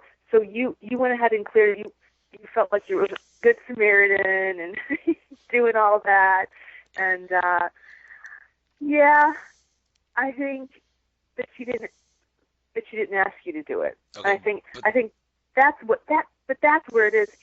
Andrew, it's not like that it wasn't good what you did, or that you didn't see it, or that you didn't feel it. Because maybe you intuitively, it's like, okay, I'm picking up some stuff here. For me to go in there needs to be some clearing of the energy. That's probably true. It is true. That's what I'm getting, right? So you felt that. You acted upon it. It's just you didn't ask her, and that's just what it feels like. You just didn't ask her, and then she felt like you went and did this, right, and said that her place needed to be cleared of negative energies. Okay, but the thing is, this woman has 7 chakras blocked and a parasitic entity courting her. So this leads me to think that if that's the case, well, probably I'm sure it is the case. I don't think Daniel Teague is not in channeling right when he scanned her for that and found that. So I'm thinking that if that's the case, whoever these council of entities that she says she communicated with that told her don't let Andrew Fisher come down to this place because what he did was wrong, they're probably not good entities, because she's parasitically blocked, and she's got with a parasite that has the ability to court other people that go down to her place. So yeah, maybe the monkey wrench I threw in there by clearing the energies, but it's still not a good idea to go down there, because she's got an entity that's courting other people and blocking chakras. But what I'm asking you is, as someone who can channel and communicate with higher level entities, is it in all likelihood true that this council that she was speaking with was not really good entities, because she's got a parasite in her aura? Okay, this is what I'm going to say, Andrew. So I'm not going to go there with that, because that would be between you and I. Mm-hmm. I mean, if you and I, were talking, or we had a session or something like that, or if we were just talking or blah blah blah, that would be one thing that I won't go into her field. And I won't even mess with any of that stuff, because I can already see tons of entanglements, and I'm not going there. So I will not go there, because entanglements. That's what I'm feeling. So that's what I'm just going to say that, because I'm just not going to go there, because what I feel is it's not appropriate for me to do so. because I don't know enough about this woman and this information. What I do feel is there's entanglements, and I feel it in my solar plexus. So I will share that. I will share that, and I will also share that with all of this is I feel like you're being guided. You're being guided. Now I may talk to you. I'm not going to talk to you on the air about this. Possibly, I would talk to you off the air personally, but not on the air like this. What I will say is that you are right. I feel you're right in your intuition. I feel you're right in your intuition and what you were experiencing and what you felt and what you thought that perhaps needed to be done. Clearing maybe needed to be done, okay? But the other stuff of just going ahead and doing so, for me, I'm very much, I won't go into other people's fields. I won't invade privacy unless I have permission. If they're doing a session with me, yes. I won't clear another space. I won't clear, anybody's space unless they ask me to, unless Spirit asks me to. Someone needs prayers, I'll ask for the highest and greatest good for them, and unless they're asking me personally. But just speaking about it, just you talking about it, I'll just say this, I'm feeling a lot of entanglements, and I don't want to go there because of those entanglements. And I hope I'm not, offending you or anything like that, but not at all. Really not at all. not. But, I'm being honest, though. Okay, but this thing that you're saying about not invade, for lack of a better word, other people's space without asking them for permission, well, that doesn't seem to be an issue with Daniel Teague and his abilities to clear negative energies out of people's residences, or like in the case of what I did for my parents this past Mother's Day and Father's Day, a gift I gave my parents? I paid Daniel Teague to balance out all 7 of their chakras and get them energetically active. Now, some people who have heard me say that say, I can't understand how he could do that.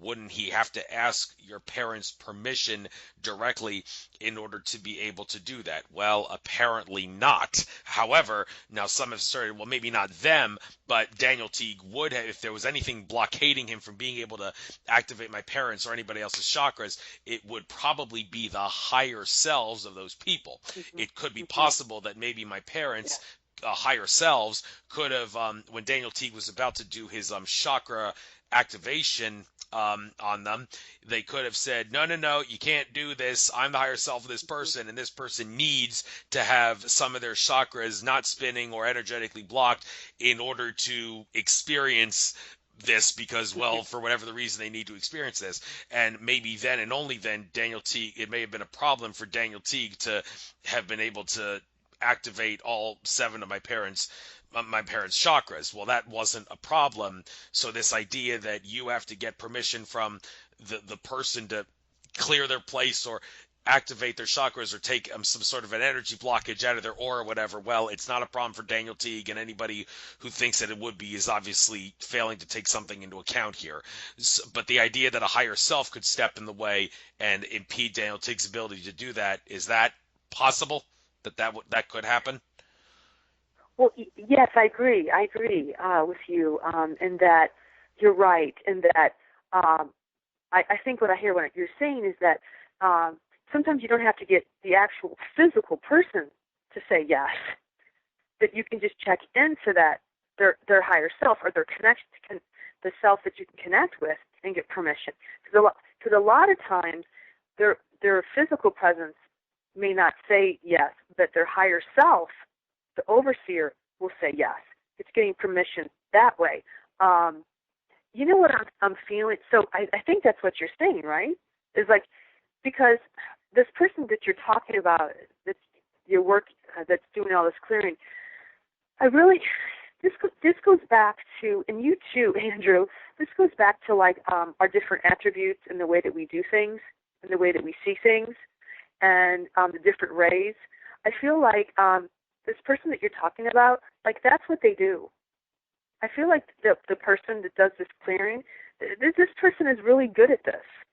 Well, This he is got the like ability what. after a car accident.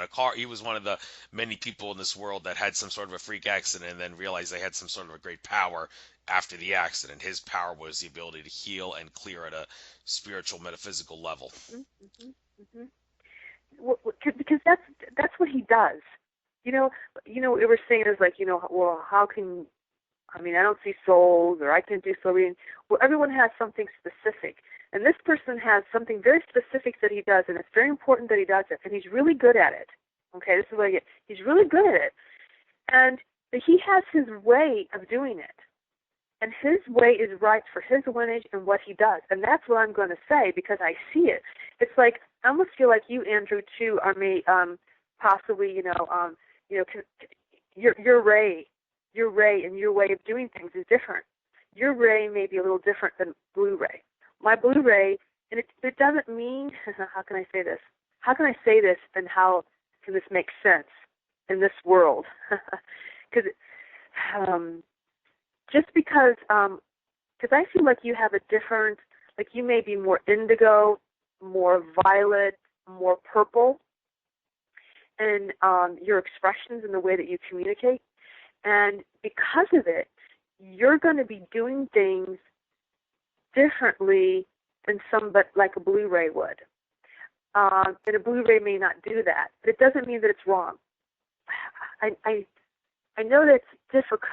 I wish I could explain this a little better because it's like it's interdimensional. Like what's right for one person may not be right for another person, but may be right for another person. Because it's your lineage and it's your line. So I wouldn't not maybe do that because I'm a Blu-ray and that's not in alignment with me. But it may be in alignment with you because you have a whole different mission and purpose. Because I do get like you do those things and you have a different way of coming across, in like a ray, in like a frequency, in the way that you do things, in the way that you act, in the way that you see things. But it doesn't mean that it's not right. It just means that it's different, and we're serving in different ways.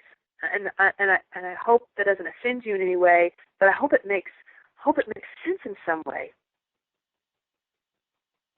Yes, I do see where you're coming from. Different points of view are different truths. So, yes, that's one way of looking at it. But let's switch gears here. We got about 12 minutes left. I wanted to get back to that whole light language thing because this is a phenomenon that I think planet Earth is going to have to really, really concentrate on in regards to getting to the 4D, 5D ascended level above 3D. One area where I think this ties very much in this whole light language thing and communicating through light language at a universal level with other beings and humans with other humans on Earth. It's interesting how this I think anyway this ties in with this whole illegal immigration phenomenon and border security phenomenon that seems to be going on in the world right now. Funny I say this, and we just had a terror attack in New York, and the guy that was led to believed to have had it just had some sort of an invalid visa of some sort, which enabled him to immigrate to this country illegally. It's a long story and all. I haven't really gotten all the details on it, but this whole seems to tie in with this whole immigration thing of like should immigration, like traveling across borders, be a right or a privilege. It's funny how a lot of people in the metaphysics and spiritual but not religious community, people like you and me, seem to be of the opinion that like, hey, we're all people. We all might as well get rid of the borders around the world and allow people to cross borders without government permission or paperwork filing, because like setting up a wall on a border like Donald Trump has suggested doing is like seems so counter to going to a higher level of consciousness. And in fact, Mother Earth as an entity would probably say something like, "I don't want a wall on the border because that's tantamount to clogging an artery in the human body, putting a border on the wall." I'm sure that when the Great Wall of China was built to keep out Mongolian invaders, yeah, maybe the idea of keeping out invaders was good, but Mother Earth as an entity wouldn't like something like that, a border on the wall between country. A wall on the border of countries.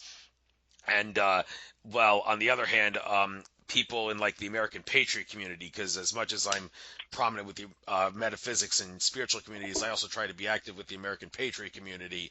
All those like 1776 is the answer to 1984 kind of people. They are of the opinion that immigration ought to be treated as a privilege. They want the border wall. They want people that cross borders to have to go through a vetting process. And here's where the whole language thing comes in. They say that one of the reasons immigration needs to be treated as a privilege and not a right is because we speak different languages. And you better learn the language of a country that you're coming into if you want to come into that country. Well, if we learn the universal light language, that's not going to be a problem. And being able to cross borders more freely wouldn't be such a problem. Well, that's all well and good, but that's easier said than done.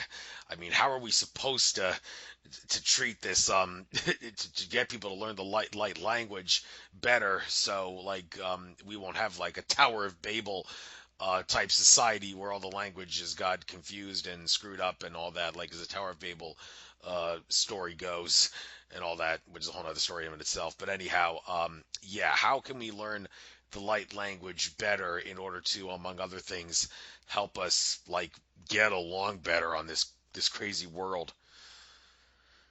Well, Andrew, you have such great, incredible insights. You're quite a connected being, and you have such great insights, and you have such great connections.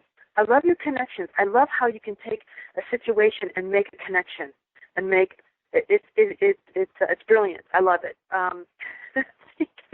Thank you for being on the planet and being such a brilliant connecting soul of spirit and light. The language, and you are so connected and right on about what you're talking about, is the language of light it is a universal language. It's a language that goes beyond words. And how you can, so if someone is speaking in the language of light or singing in the language of light, you want to not hear it with your mind, logical mind, like how to figure that out.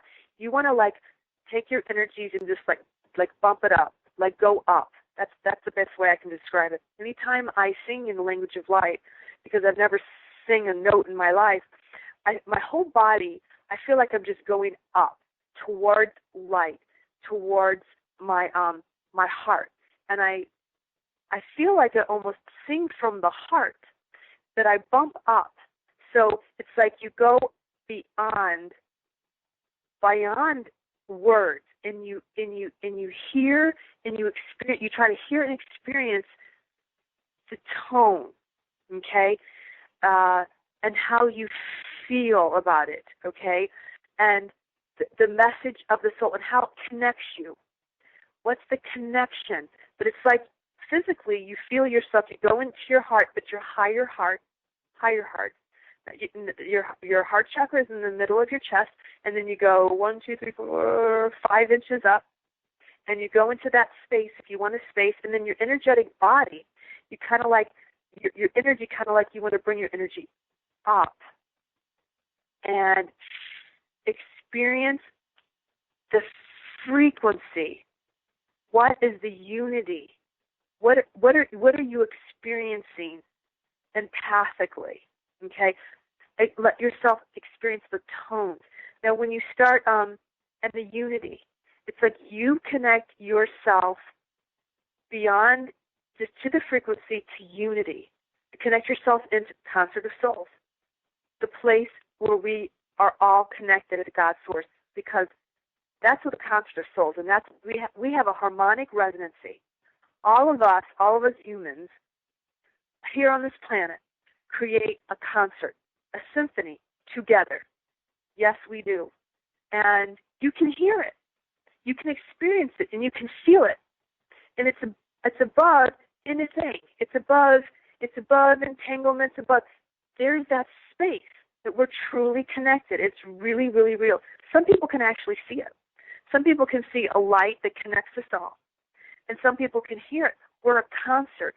If you can just be aware of that, just know that it's true, or be open to finding it, and be open to finding it within your higher heart. You take your higher heart. You trust. You have to trust. You have to trust in love. And you trust in your own spirit. And you go into your higher heart. And when you hear the language of light, go into that higher place where we're connected as one. And find how the connection, like we're connected, feel how that frequency, that tone is connecting us and giving you greater information and greater experience within your whole being of how we're connected. And resolution. There's resolution that comes from this too. You can get, instant resolution about what to do about certain things. That's one way that you can experience the language of light. And also when you start in that energy, or even go into the divine principle of one, and even asking to know the language of light, it'll start happening to you. It'll happen to you maybe in different ways. Sometimes people write it. Not everyone does the language of light the same. Some people write the language of light, and some people can look at the language of light and can instantly feel a resonancy and a connection, like there's a connection with your soul. Some people sign in the language of light. They use their hands. Some people speak. Most people speak in the language of light. They speak in the language of light. And some people sing. I'm one of the singers of the language of light, that different expression. And there's many expressions of the language of light, of the one, sound of creation that we make the symphony. And it goes, a lot of it happens when we listen to nature and we're in nature. Those sounds can take us to our unity. Yes, I love nature very much myself. You sounded like you were about to say something, and then I interrupted you. Anything else? No, I just, because you were saying how we can, connect. And the language of light is one way that is a universal language of our souls. And it's very interesting how so many beings, I started this language of light in 2008, and since then there's a lot more people now. Back then, people didn't really understand what was going on with the language of light. And there's so many more people now that understand this. Because, Andrew, what you were saying is like how you were just getting it. You were just getting it with events about this universal language. Like there's a universal language. There's this universal connection to our souls. Like that. And that's where you're going. And that's what you want to connect into. And it's so beautiful. It's so amazing how you see events and you're like, oh, okay, we need to connect into this universal soul. We have a universal language. How do we do that? It's brilliant. and we're naturally, there's so many more people that are speaking the language of light. So many of us speaking the language of light and bringing the language of light helps the whole collective. And by people receiving the language of light, even receiving the language of light helps to open your own connection to the language of light. You can go to YouTube, Shekina Rose. Just put Shekina Rose. And there are many YouTube videos, and I try to put out the best videos that I can with beautiful graphics and this beautiful land of Sedona. And you can hear the frequencies, and it's free. It's all free. And you can hear it and let it, take it in and take in what's right for you. That's out there. And I try to, that's one of my services, is to make it the bestest videos, to use my time, my money, whatever I can, to make the bestest videos that I can, and to get them out there so that people can experience this language of light, because it does have an awakening, like you said, of a universal soul connection, a universal language. And I'm also the 1111. There'll be a lot. The 1111 event that I'm having is very significant to me and is going to be here in Sedona. But this event, and it's going to be for the star seeds. I'm doing this for the star seeds and the blue rays and the empaths, because we have such an ability to resonate, and we're all here for a mission. That's the thing. We're here for a mission. We want to do our mission. And our mission is to serve. The mission is to serve humanity, meaning greater love and light upon this planet in all circumstances. And so this is for all the star seeds, for the star seeds that can come. But this is not just for here in Sedona. This 1111 is a huge ascension star gateway upon the planet. So wherever that you are at, you can tune into Gaia with your heart and connect in the ley lines, connect to the heart matrix, and send your love. Send your love to all the ley lines, and send your love to all the earth, and send your love to all the beings, and to all the plants and all the trees. Send it out. And then allow yourself to receive. Allow yourself to receive that love. Please receive on that day. And see what happens. See what happens the next day. Because that's going to be a really, really powerful, significant time for all of us, is this 11/11. So I invite you. I am having a conference, and I haven't had one in a very long time, and I don't know if I'll have another one. It's been 8 years. But I feel really guided to have one here, and I'm being supported. Tolek, the Andromeda Council, he's supporting me in this. He's putting it up on his website. You can get tickets going to the transformational shift events at the Andromeda Council website, or you can go to shekinaspeaks.com and find out about it there, or just go there and go to YouTube and receive blessings from the language of light. I encourage you to just receive those blessings, because that's why they're out there. It's for you and for all the beings that wish to connect and to serve and to support each other.